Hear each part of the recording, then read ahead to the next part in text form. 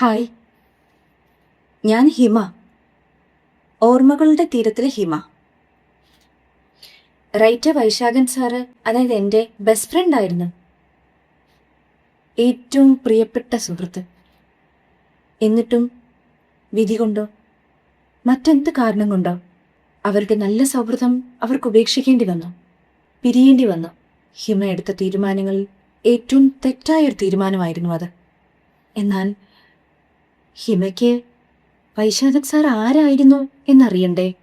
ഹിമയുടെയും വൈശാഖൻ സാറിൻ്റെയും കഥയാണ്, ജീവിതമാണ് ഓർമ്മകളുടെ തീരത്ത്. ആ പിന്നെ ഡോക്ടർ ഡഗ്ലസ് കെയുടെ യൂട്യൂബ് ചാനലിൽ ഈ മാസം മെയ് 27-ന് ഓർമ്മകളുടെ തീരത്തെന്ന് ഞങ്ങളുടെ ഫിലിം റിലീസ് ചെയ്യുകയാണ്. നിങ്ങളുടെ എല്ലാവരുടെയും സപ്പോർട്ട് ഞങ്ങൾക്കുണ്ടാവണം. നിങ്ങളെല്ലാവരും ഞങ്ങളുടെ കൂടെ കാണില്ലേ? കാണണം. നന്ദി.